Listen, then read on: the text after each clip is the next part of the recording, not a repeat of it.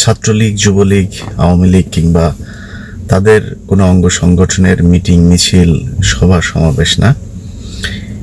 এটা বাংলাদেশের শীর্ষস্থানীয় সাংবাদিক সংগঠন বিএফইউজে, বাংলাদেশ ফেডারেল সাংবাদিক ইউনিয়নের এই গত 3 দিন 4 দিন আগের একটা অনুষ্ঠান ছিল। অনুষ্ঠানটার প্রায় 2 ঘন্টা 20 মিনিটের একটা লাইভ আপনারা যদি বাংলাদেশ টেলিভিশন গুজবের ফ্যাক্টরি সেখানে যান, এই ফ্যাক্টরিতে এখনো আপলোড আছে। শুনলে আপনি বুঝবেন না যে এটা কি বাংলাদেশ সাংবাদিক ইউনিয়নের কোনো সভা নাকি দৌলতদিয়া ঘাট থেকে উঠে আসা কিছু লোকজন একত্রিত হয়ে শেখ হাসিনাকে তেল দিচ্ছেন, ওর যেখানে সবসময় তেল দেওয়ার কথা বললো ওইখানে তেল ঢোকাচ্ছেন। এবং এখানে যারা এখন নিজেদেরকে সাংবাদিক মনে করে, মানে পরিচয় দেয়, বাংলাদেশের সংবাদ মাধ্যম এটাকে যারা আঁকড়ে ধরে আছে, এই লোকজনের প্রায় সবাই উপস্থিত ছিল। ইকবাল সাল সুবহান, শ্যামল দত্ত, তারপরে এদের মতো চামচা যারা আছে সব কটাই মোটামুটি ছিল। মাননীয় প্রধানমন্ত্রী বঙ্গবন্ধু কন্যা জননেত্রী শেখ হাসিনা আসন অলঙ্কৃত করেছেন।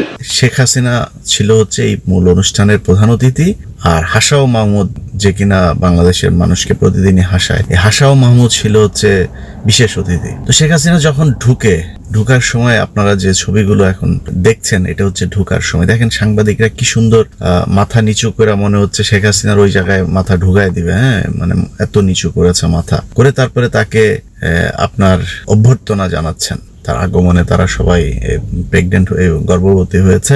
এই জ্বালা পোড়ার মধ্যে তারপরও আপনারা অনুষ্ঠানে উপস্থিত হয়েছেন, তার জন্য শুভেচ্ছা জানাচ্ছি। অনুষ্ঠান শুরু হওয়ার পরে যে কিনা উপস্থাপক, তার শুরুটাই ওই যা বললাম আর কি, মনে হলো যেন আওয়ামী লীগের ছাত্রলীগের কোনো একটা সভা সমাবেশ এইভাবে শুরু করলো। হ্যাঁ, বিএনপির জ্বালাও পোড়াও টোড়াও এগুলো বলে টলে তারপরে শুরু করলো। আগুন সন্ত্রাসীদের হাতে 28 অক্টোবর আমাদের 32 জন তরুণ সহকর্মী নির্মমভাবে আহত হয়েছে। এদের দ্বারা সাংবাদিকরা হত্যাকাণ্ডের শিকার হচ্ছেন, মিথ্যা মামলার শিকার হচ্ছেন। শুরু করার পরে এখানে আবার ঢাকা সাংবাদিক ইউনিয়নের, এটা আবার মানে কি আমি দেখি নাই, তো এক চামচা আসলো, হ্যাঁ, দৌলতদিয়া ঘাটের পয়দা হওয়া সন্তান একজন আসলো, এসে সে শেখ হাসিনার ওইখানে কিছুক্ষণ পিচকিরি দিয়ে তারপরে তেল ঢুকাইলো, যার নামের মধ্যেই তার মাহাত্ম্য লুকিয়ে আছে। Honest, accurate, strong, intelligent, natural administrator Sheikh Hasina. তার বক্তব্যটা খুব ইন্টারেস্টিং। বক্তব্যের শেষে স্লোগান জয় বাংলা, জয় বঙ্গবন্ধু, এইভাবে সে বক্তব্য দিল। আমরা একটা স্লোগান ধরি, শেখ হাসিনা এগিয়ে চলো।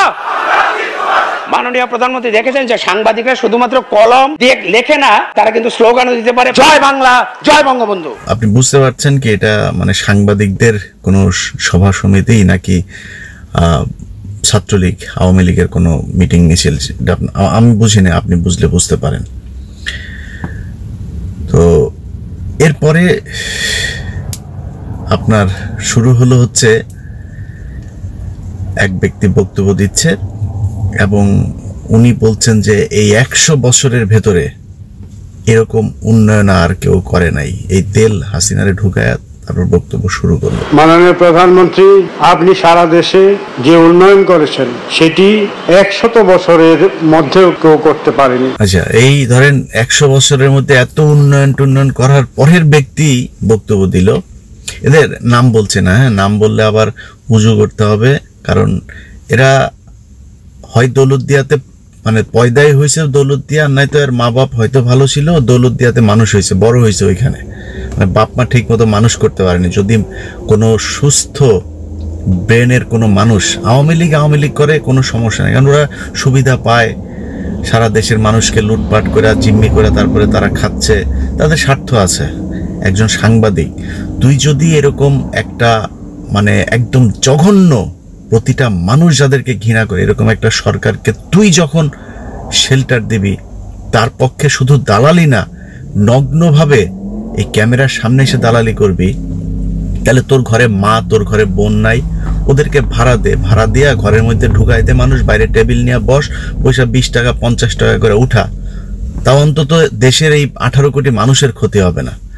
যার ভাল লাগতেছে না কথা আস্তে করে সরে যান। আপনাদের মতো এত ভদ্র লোকজন আমার চ্যানেলে আমি ডাকি না। হ্যাঁ, আমার এই চ্যানেলটা একদম খুব সাধারণ, একদম মানে খেটে খাওয়া মানুষের জন্য আমি কথা বলি। এত সুফি, মধ্যবিত্ত, অ্যারিস্টোক্রেসি, তারপরে হচ্ছে কিছু আছে না, আমি ভাই রাজনীতি বুঝি না।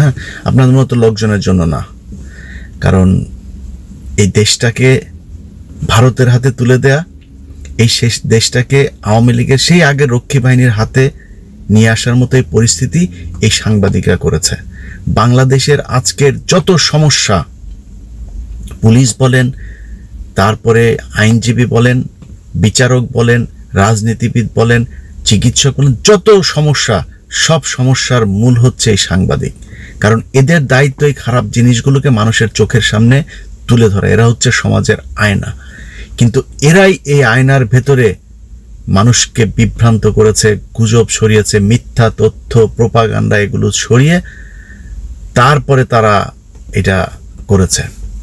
তো এরপরের এই ব্যক্তি, যে ব্যক্তি বক্তব্য দিতে এসেছে, সে আবার সেই তারপর ভিক্ষা টিক্ষা শুরু করলো। এতক্ষণ কিন্তু উন্নয়নের গান শোনাইলো।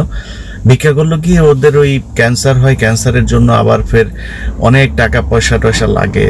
হ্যাঁ, এগুলো যাতে সারা জীবন তাদেরকে সহায়তা করে।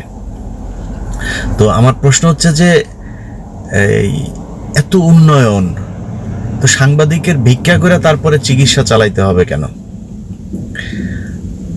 এই আমরা অনেক সময় বলতাম আর কি, আল্লাহ মাফ করুক, আল্লাহ ভালো মানুষকে পরীক্ষার জন্য অসুখ দেয়, মানে পঙ্গু সন্তান দেয়, এটা আল্লাহ করার জন্য দেয়, পরীক্ষা করার জন্য।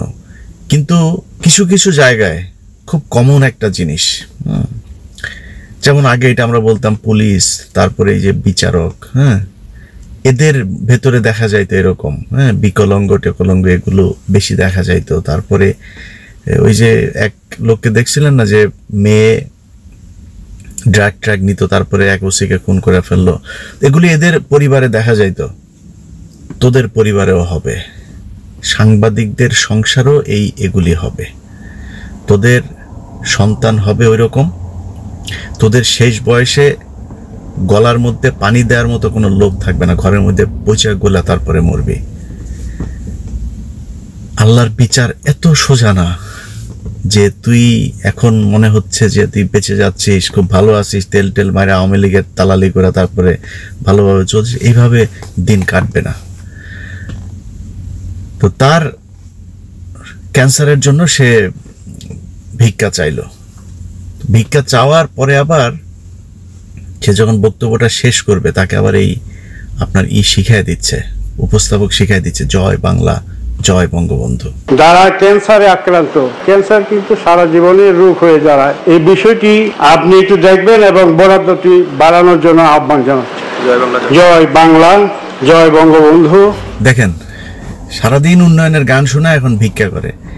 ভিক্ষা তোর মুখের মধ্যে শেখ হাসিনা টাকা, ওই শেখ হাসিনার ওই জায়গায় ঢুকায় তারপরে ছাত করে হিসু করে দিবে, তোর মুখের মধ্যে ঢুকবে, তারপরে ওইখান থেকে ওই শেখ হাসিনার হিসু দিয়া গুইনা টাকা, তারপরে তোর চিকিৎসা চালাইস। চিকিৎসার টাকা 2 দিন পরে তোদের মুখের মধ্যে মুতবেও না। এখন শুনি, হ্যাঁ, ধর এক জায়গায় গেলে, সাংবাদিক গেলে ওই ঘুষ দেয় 50 টাকা, 100 টাকা, এরকম নাকি ঘুষ সাধে তোদেরকে। এখন তোদের দাম 50 টাকা। আওয়ামী লীগের লোকজন এই যে সোশ্যাল মিডিয়াতে কমেন্ট করে পায় 50 টাকা, আবার তোরা নিউজ করতে গিয়ে ঘুষ চাইলেও পাস হচ্ছে গিয়ে 50 টাকা।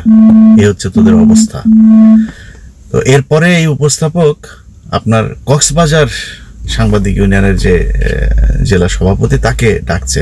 ডাকার ইয়েটা কি, কক্সবাজার জেলার সংগ্রামী সভাপতি, বুঝছেন? কিছুদিন আগে ওই যে ছাত্রলীগ করে আসছে, ভুলে গেছে, হ্যাঁ, ওর আম্মাকে পেয়ে ভুলে গেছে যে ওকে ওই ছাত্রলীগের ওই সভায় আছে না, সাংবাদিকদের এইখানে আছে। দেখেন কি বলে। কক্সবাজারকে একটা আধুনিক নগরী হিসেবে গড়ে তোলার জন্য লক্ষ কোটি টাকার উন্নয়ন বদলে যাচ্ছে কক্সবাজার, এবং আমরা কক্সবাজারবাসী অধীর আগ্রহ নিয়ে অপেক্ষায় আছি আপনার পদার্পণের জন্য। শেখ হাসিনা বাফুর বেডি খাজর খেল দেখাই দিয়ে ফডর ফডর গৈত্য যারা তারা বেগুন ফডত গিয়ে। মাননীয় প্রধানমন্ত্রী এই থিম সংটা কিন্তু আমাদের চট্টগ্রাম সাংবাদিক ইউনিয়নের সদস্য কবি ওমর কায়সারের লেখা। এই পুরো সবার মধ্যে সবচাইতে বেশি উত্তেজিত ছিল হচ্ছে খুলনা প্রেস ক্লাবের যে সভাপতি সম্ভবত ওমর ফারুক। হ্যাঁ, এই বদমাশের মনে হয় শেখ হাসিনার দেখে সেক্স উঠে গেছে, এরকম একটা অবস্থা আর কি। হ্যাঁ, ওই না পারে ওইখানেই শেখ হাসিনার সাথে বসবাস শুরু করে, এরকম একটা অবস্থা। শুনেন কি বলে, কিভাবে বলে। মাননীয় প্রধানমন্ত্রী উন্নয়নের জাদুকর। আমরা সাংবাদিকতার কথা বলবো, আমরা সবকিছু ছাপিয়ে উন্নয়নের কথা বলছি। আমরা রাইটলি মেনশন করছি প্রধানমন্ত্রীকে আগামী নির্বাচন আমাদের দরকার। এই হচ্ছে অবস্থা। যাই হোক, সব শেষ, তাদের নেতা আসলো বক্তব্য দিতে। নেতা এসে চাইলো হয়েছে যে আবাসন সমস্যা তাদের। হ্যাঁ, তাদের থাকার নাকি মাথা গোজার ঠাঁই নাই, এই জন্য সে আবাসন চায়। একটা দাবি, সাংবাদিকদের জন্য একটা আবাসন প্রকল্প যদি হয় তাহলে তারা মাথা গুজার ঠাঁই করে নিতে পারবে। প্রশ্ন হচ্ছে, দৌলতদিয়া ঘাটে পয়দা হুয়া জানোয়ারের এই ইয়েগুলা কি বলে, ফুটফুটে বাচ্চাগুলা, তোরা যে গত এই 3-4 বছর ধরে তারপরে বললি যে আর কারোর ভিটামাটির কোনো সমস্যা নাই, মানুষের ঘর দিলি, সেই ঘর দেওয়ার জন্য ঘুষ নিলি, ঘুষ নিয়ে আবার ফের বালু দিয়া বাঁশ দিয়া ঘর বানায় তাদেরকে দিলে, ওই ঘরে এখন মানুষ থাকতে পারে না। 2 বছরই ঘর বেশিরভাগ ভাঙা যাচ্ছে। এই যে লুটপাট করলি করে বললি যে সারা দেশের মানুষের নাকি এখন আর কারোর ভিটেমাটি ছাড়া নাকি কেউ নাই, তো নিজেরই ভিটা নাই। এখন তুই আগে যেটা বলছিল ওইটা সত্যি না আজকে যেটা বললি এটা সত্যি? এখানে কয়েকজনই এই বক্তব্যটা দিয়েছে যে তাদের থাকার জায়গা নাই, এই জন্য শেখ হাসিনার কাছে তাদের মাথা গোজার একটা ঠাঁই তারা চায়। মাননীয় প্রধানমন্ত্রী, একটি ছোট্ট নিবেদন করব। আমার চট্টগ্রাম সাংবাদিক ইউনিয়নের 450 সদস্য রয়েছেন চট্টগ্রাম শহরে, যাদের মাথা গোজার কোনো ঠাঁই নেই। মাননীয় প্রধানমন্ত্রী, জনবান্ধব এবং সাংবাদিক বান্ধব, সাংবাদিক ইউনিয়ন আপনাদের পাশে আছে এবং আগামীতে থাকবে। এই কুষ্টিয়াতে স্বাধীন সাংবাদিকতা ছিল না। বিএনপি জামাত জোট সরকারের সময় মাঝখানে একটি দুর্বৃত্ত সাংবাদিক হাসিবুর রহমান রুবেলকে হত্যা করেছে, যার বিচারটি এখনো হয়নি। আমরা করব জয়, জয় হোক গণমাধ্যমের, জয় বাংলা, জয় বঙ্গবন্ধু। মাননীয় প্রধানমন্ত্রী, আমি আপনার সুদূর প্রসারী নেতৃত্বের প্রতি অবিচল আস্থা জ্ঞাপন করছি। আগামীতেও আপনার সাহসী নেতৃত্বে দেখতে চাই। আমরা প্রত্যাশা করি অন্তত আপনার ফুফু আমেনা খাতুনের নামে বরিশাল সাংবাদিক ইউনিয়নের জন্য একটি সাংবাদিক পল্লী গড়ে তুলবেন। যাই হোক, সবার বক্তব্য চালাইতে গেলে সময় নাই, আপনারা দেখে নিয়েন, বিটিভিতে আছে এটা। তো আমি আর ওদের বক্তব্য আর আপনাদের শোনাইলাম না। হ্যাঁ, শুনলে জুতা দিয়া পিটাইতে ইচ্ছা করবে। জুতা দিয়া না, খালি জুতার মধ্যে শেখ হাসিনারে হাগু লাগায়, শেখ হাসিনার বলবেন হাগু করতে, গু লাগায়, তারপর মারতে ইচ্ছা করবেন, এরকম অবস্থা। তো সবশেষ আসলো, শেখ হাসিনার আগে তথ্যমন্ত্রী দাঁড়াইলো হাসাও মাহমুদ বক্তব্য দিতে উঠা তারপরে বললো যে এই যে আপনারা এতক্ষণ ওয়াদা করেছেন যে আমাদেরকে ক্ষমতায় রাখবেন। হ্যাঁ, এত ওয়াদা করেছে, কিন্তু এখানে কয়েকজনই বলেছে যে আপনাকে আমরা ক্ষমতায় চাই, আপনাকে রাখার জন্য যা দরকার করব বলেছে। তো তথ্যমন্ত্রী বলছে যে আপনারা কিন্তু ওয়াদা করেছেন, এই ওয়াদা রাখতে হবে। বলার সাথে সাথে পেছন থেকে সামনে থেকে সমানে জয় বাংলা, জয় বঙ্গবন্ধু। তথ্যমন্ত্রী এক পর্যায়ে বলতে বাধ্য হয়েছে, থামেন। আবারও ইনশাআল্লাহ মাননীয় প্রধানমন্ত্রী আপনাদের সমর্থন নিয়ে দেশ পরিচালনার দায়িত্ব পাবেন, সে প্রত্যয় আপনারা ব্যক্ত করেছেন। এরপরে আসলেন যার মুখ খুললেই ম্যানহোলের ঢাকনার মতো দুর্গন্ধ বের হয়, মিথ্যা কথার কিছু ফুলঝুরি নিয়ে যে সামনে আসে প্রতি মিটিংয়েই, তার একটা কথাও সত্য নয়, যা বলে সব মিথ্যা কথা। তো এই মিথ্যুক বক্তব্য শুরু করলো এইখানেও মিথ্যা কথা দিয়ে। সে বলতেছে যে শেখ মুজিব নাকি সাংবাদিক ছিল। কয়দিন আগে আপনারা শুনেছেন ফুটবল বিশ্বকাপ শুরু হইলো, শেখ কামাল নাকি আধুনিক এই ফুটবলের জনক। ক্রিকেট বিশ্বকাপ শুরু হওয়ার আগেও সে আবার আরেক বক্তব্য দিল যে ক্রিকেটে তার পরিবারের যে অবদান, আজকের এই ক্রিকেট নাকি বঙ্গবন্ধুর পরিবারের স্বপ্নে এই জায়গায় এসেছে। তো কালকে সাংবাদিকদের এখানে গেল, গিয়ে বলল যে তার বাপ নাকি সাংবাদিক ছিল। আমার ছোট 3 ভাই মুক্তিযোদ্ধা ক্যাপ্টেন শেখ কামাল, মুক্তিযোদ্ধা লেফটেন্যান্ট শেখ জামাল, শেখ রাসেল সহ আমি তাদের আত্মার মাগফিরাত কামনা করি। জাতির পিতার অসমাপ্ত আত্মজীবনী যদি পড়েন সেখানে আপনারা দেখবেন সেই কলকাতায় যখন প্রথম পত্রিকা বের করা হলো তখন সেখানে তিনি সাংবাদিকতা করেছেন, আবার বাংলাদেশে আসার পরেও করেছেন। দেখেন, শেখ হাসিনা তার বাপ সাংবাদিক ছিল এটা বলে সাংবাদিক পরিবারের সদস্য হওয়ার জন্য, এবং এটা কিন্তু সে বিভিন্ন জায়গায় করে। ওই আপনার বিভিন্ন অনুষ্ঠানে গিয়ে যাদের অনুষ্ঠানে যায় তার পরিবারে নাকি সেই পরিবারেরই নাকি সদস্য সে, এগুলো বলে। তো আওয়ামী লীগের লোকজনের কাছে আমার একটা অনুরোধ থাকবে, শেখ হাসিনারে কিন্তু কোনোদিন দৌলতদিয়া, টাঙ্গাইল, তারপর ওই যে যশোর, বিভিন্ন জায়গায় না যেসব জায়গাতে যৌনপল্লীগুলো আছে এইসব জায়গায় কিন্তু কখনো নিয়ে যায় না কোনো জনসভা টবা কোনো কিছুতে। হুট করে ওইখানে গিয়ে বলে বসবে যে আমার পয়দা তো হয়েছিল এই যে আপনাদের যৌনপল্লীতে, আমি তো এই যৌনপল্লীর সদস্য বলে ফেলতে পারে কিন্তু। হ্যাঁ, সাবধান, এরে ওইখানে নিয়ে যায় না। শেখ কামাল, শেখ জামাল অনুষ্ঠানেও বলল, শেখ কামালের নাম বলার আগে বলছে ক্যাপ্টেন কামাল, আর জামাল হচ্ছে লেফটেন্যান্ট জামাল। মিথ্যা কথা বলতে বলতে একটা সময় কিন্তু এই যে শেখ হাসিনা এগুলো বলে কেন জানেন, আমাদের জেনারেশনের পরে কিন্তু বলবো ক্যাপ্টেন কামাল বোধহয় ক্যাপ্টেন হিসেবে 2 জন সেনাবাহিনী, ওরে বাবা মেধাবী, কারণ সেনাবাহিনীতে তো যারা কমিশন র্যাঙ্কে চাকরিতে জয়েন করে তারা তো অবশ্যই মেধাবী। তো কত মেধাবী দেখেন, ওর সকাল ঘুম ভাঙতো কামালের মাগি লাগায়ে মদ খেয়ে, রাতে ঘুমাইতেও যাইতো আরেক মাগিরে আপনার এই ধর্ষণ করে তারপরে আরেকটারে নিয়ে যাইতো। আর সারাদিন অস্ত্র, গোলাবাজি, ব্যাংক ডাকাতি, মানুষের ঘরে যায় মেয়ে মানুষকে নিয়ে টানা হেঁচড়া, ডালিমের মেজর ডালিমের স্ত্রীর সেই খবর টবর আপনারা সবই জানেন। তো এই বদমাইশরা এখন যা আসে ওই নাকি খেলার ছিল, এই ছিল, সেই ছিল, সব জায়গার জনক হইল শেখ হাসিনার পোলাপানগুলা। তো ব্যাংক ডাকাতি কে করলো, কম্বল চুরি কে করলো, এই যে সারা দেশে মেয়েরা যে ঘুমাইতে পারতো না এগুলি কারা করলো? এখন এইভাবে মানুষকে মিথ্যা তথ্য দিয়ে বিভ্রান্ত করার চেষ্টা চলছে। তো এই যে ক্যাপ্টেন কামাল, লেফটেন্যান্ট জামাল কেন বলে এটা জানেন? ওরা কি আসলেই সেনাবাহিনীর ছিল?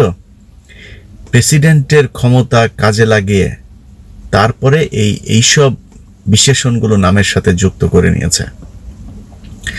আপনার আশপাশে যারা বয়স্ক আছে না, একটু শিক্ষিত লোকজনে জিজ্ঞেস করেন, বই পড়ার দরকার নাই, বাঙালি বই পড়বে না বলেও লাভ নাই নাম। তো শিক্ষিত যেগুলি ওই সময় পড়াশোনা করেছে এরকম লোকজনে জিজ্ঞেস করবেন যে 1973 সালে এখন যে বিসিএস পরীক্ষা হয় না, বিসিএস ক্যাডার, 1973 সালের যে পরীক্ষা, ওই সময় এই বিসিএস এইভাবে পরীক্ষা নেওয়া হয় নাই। রক্ষী বাহিনীর প্রধান ছিল এই আজকের তোফায়েল আহমেদ, তাকে নেতৃত্ব দেওয়া হয়েছিল যে তুমি বাছাই করবা এবার কারা বিসিএস ক্যাডার হবে। তো ওই বছরের ওদেরকে বলা হয়তো তোফায়েল ক্যাডার, বিসিএস ক্যাডার বলা হয়তো তোফায়েল ক্যাডার। ওই বছর যারা ওই যে শেখ হাসিনা যে ইন্টারমিডিয়েট পাস করেছে না এই 73-এ, কিন্তু তো ওদের কিন্তু এই আপনার এই 73-এ কিন্তু পরীক্ষা হয় নাই, বেঞ্চ সহ পাশ করেছে। হ্যাঁ, এই শেখ মুজিবের এই মানে শিক্ষাগত আর কি, মানে কি বলে স্ট্যান্ডার্ড এইটা। তো এই বিসিএস ক্যাডারদেরকে বাছাই করে নিয়েছে, যারা আওয়ামী লীগ করতো তাদেরকে নিয়েছে, মানে তোফায়েলের হাতে সুযোগ দিয়েছে যে সে ছিল শেখ মুজিবের রাজনৈতিক সচিব এবং একই সাথে সে আবার রক্ষী বাহিনীর প্রধান। তাকে ক্ষমতা দিয়েছে যে তুমি বেশে যারা এই তোফায়েলের মন ইচ্ছা হবে তাকে সে ওই ক্যাডার বানাই দেবে। এই জন্য এটাকে বলা হতো তোফায়েল ক্যাডার। এইভাবে এই পরিবার সারা জীবন এই দেশে যত অপকর্ম সবকিছু শুরু করে দিয়ে গিয়েছে এই বদমাইশ শেখ মুজিব। 73-এ নির্বাচনে ভোট চুরি, 74-এ মানুষের টাকা পয়সা লুটপাট, না খাইয়ে মারা, দুর্ভিক্ষ, এরপরে কি বলে ওই যে সংবাদপত্র সব বন্ধ করা, যেটাকে আজকে শেখ হাসিনা বলছে না, এই অনুষ্ঠানের মধ্যে সে অনেকগুলো কথা বলেছে, শেখ মুজিব এই আইন পাশ করেছে, এই আইন পাশ করেছে। আরে বদমাইশ বেটি, এই আইন পাশ করেছে 16 জুন। 16 জুনে যে তোর বাপ এই যে 75-এ তোর বাপের ইয়ার মধ্যে ডিম ঢুকানোর আগে, এই মাত্র 1 মাস আগে 16ই জুন যেটাকে সংবাদপত্রের কালো দিবস হিসাবে পালন করা হতো, 4টা পত্রিকার বাইরে আর কাউকে পত্রিকা বের করতে দেওয়া হবে না, তোর বাপ এটা। সো সংবাদপত্র স্বাধীনতা ধ্বংস করা, মানুষ হত্যা করা, গুম করা, ক্রসফায়ারের মাধ্যমে সিরাজ শিকদার, ভোট চুরি, যত অপকর্ম আছে, বাকশাল একনায়কতন্ত্র, রাজনৈতিক নেতাদের নির্যাতন, দমন পীড়ন, এগুলো সব তোর বাপ এগুলো করে দিয়ে গিয়েছে এই দেশে। তো এই কথাগুলো কারা বলবে? এই কথাগুলো যারা বলবে তারাই আজকে শেখ হাসিনার ওই জায়গার মধ্যে মাথা ঢুকাই দিয়ে তারপর বসে রয়েছে। কেউ সত্যি কথা বলে না। আল্লাহ যদি সুযোগ দেন, নিশ্চয়ই এদের বিচার বাংলাদেশে হবে। এরা শুধু মিথ্যা কথা বলে যে দালালি করে যে নিজের সুবিধা নিচ্ছে, শুধু এইটাই না, এরা পুরো দেশটাকে ধ্বংসের মূল হোতা। অতএব এদের থেকে সাবধান। আমি আমার এই চ্যানেলটা যখন শুরু করেছিলাম, আপনাদের যারা আমার সাথে আছেন শুরু থেকে, অনেক বিশেষ করে মিডল ইস্টের কয়েকটা ছেলে থাকে, তাদের সাথে আমার এখনো যোগাযোগ আছে। ওরা একদম আমার শুরু থেকে আমাকে এই চ্যানেলে সাপোর্ট করে এসেছে। তাদের মনে আছে নিশ্চয়ই, প্রথম ভিডিও ছিল এই সাংবাদিকদের বিরুদ্ধে। এই জন্যই আমি আমার এই চ্যানেলটা খুলেছিলাম। অতএব সাংবাদিকদের ব্যাপারে আমার তৎপরতা ইনশাল্লাহ একদম আমার ডেথ পর্যন্ত থাকবে। যেই কয়টা আমার কি আছে, তোর যা মনে চায় যেমনে, আমার ওপেন প্লেসে যদি কেউ জানতে চায়, আমি ওপেন প্লেসে বলবো যে আমি কি করি, কি করে খাই, কয় টাকা আছে, সব দেখাবো। আর যাদের যাদের বেতন পাস 30,000 40,000 টাকা, গাড়ি বাড়ি জমি এত কিছু কোত্থেকে আসে, সব কিছু জবাব দিয়ে, একদম প্রতিটাকে জবাব দিতে হবে। বাংলাদেশে মানব জমিন, ডেইলি, ওই যে নিউ এজ, এরকম হাতে গোনা 10-12 জন সাংবাদিক আছে। এর বাইরে বলার মতো একটাও নাই যাকে সাংবাদিক বলা যায়।